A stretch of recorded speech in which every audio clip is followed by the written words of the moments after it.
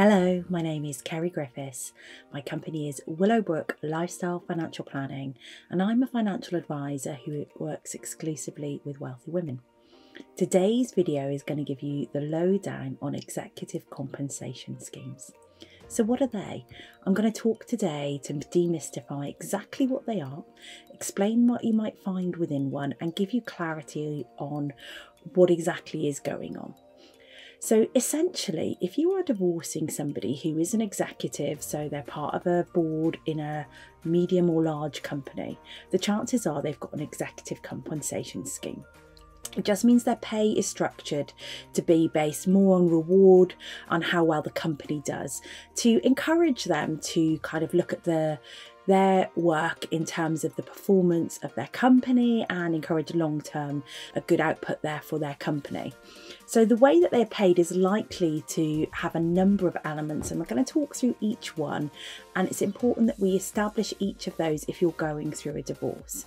So firstly, base salary. That's quite straightforward. That's easy to understand. It's really similar to what you find for everyone else. But interestingly, it probably makes up a small proportion of their overall income. Then we've got bonus, and that's usually performance based, and that's often called their short-term incentive. So they normally get it on an annual basis, and it would generally be, a fairly large amount, often equal to their salary. Again, fairly easy to establish. And then we get into things that are a little bit more complex and more difficult to establish. So we have often long-term performance incentives, sometimes known as deferred compensation, and they're by far the largest potential component of an executive's pay. So the idea behind these is to reward executives for achieving the company's long-term strategic objectives. So that's what they're really wanting to get the executives to do, so they reward it really well. And it can be made up of a number of different elements, typically linked to shares in the company. So you're kind of encouraging, if the company does well, then the executive is getting some more shares. That means that they're benefiting from that growth as well. So they'll typically be made up of just straightforward shares. They could be share options, so the chance to buy shares in the future. They could be restricted shares or performance vested shares, or something similar to those. And the way that they normally work is that at set points in the future, if certain things are achieved, then the executive has the option to have those elements, or will receive them at a set point, 2, 3, 5 years in the future. What's really important about those is it's not necessarily going to be something that will be included within your divorce, because there is risk attached to it. So there's no guarantee that your ex is going to receive those.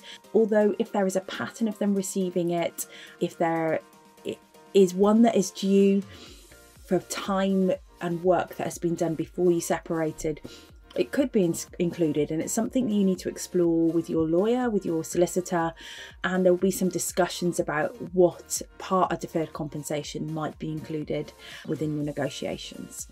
And then the other two parts are benefits.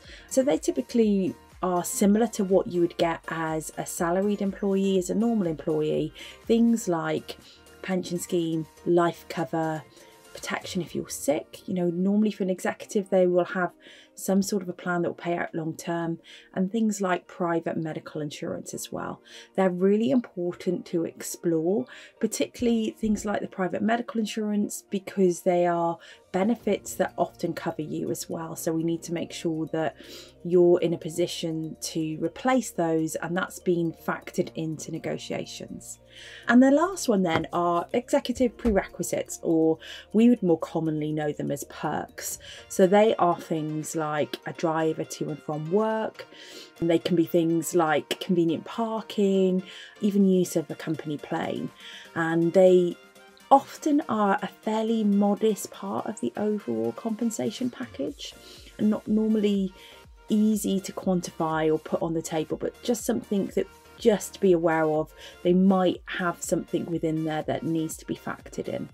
So yeah, What's important to do is to make sure that you get a really clear line of sight, and that if you're not 100% sure about any of the elements, you work with a professional who does know how these play out and gives you that guidance and that input to understand exactly what is happening.